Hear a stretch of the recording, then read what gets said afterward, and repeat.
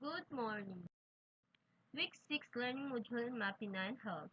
Objective: explain the principles of wound dressing, demonstrate appropriate bandaging techniques for unintentional injury. Always look for a medical alert tag in every victim. Dressing and bandages. A dressing is a piece of a sterile cloth that covers a wound to prevent infection and/or to stop bleeding. Techniques in applying a dressing. Wash hands and wear gloves if possible.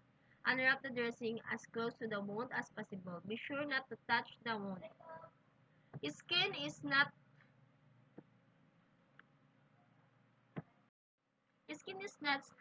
sterile.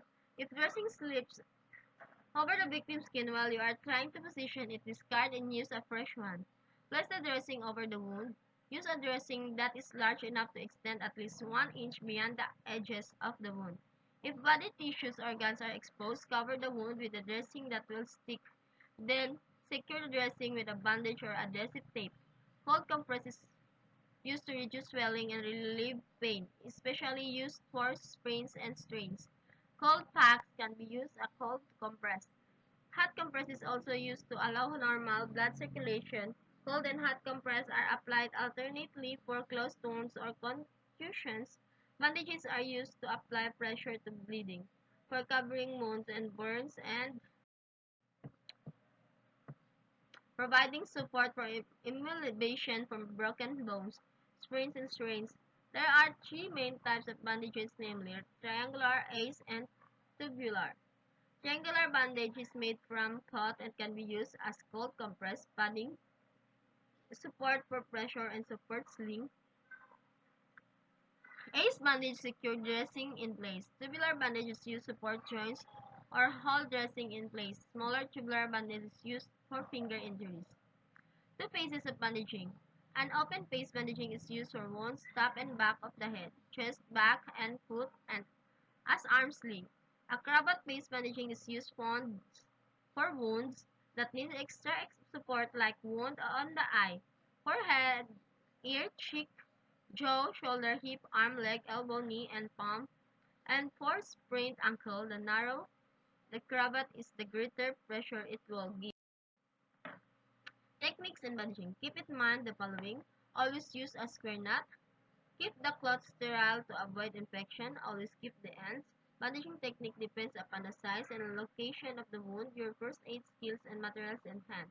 Bandage firmly over bleeding and securely over the broken bone, not so tight so as not cut off blood circulation. When wrapping bandages around the body, such as knees, ankles, necks, and small back, use its natural hollows to slide the bandage gently into place.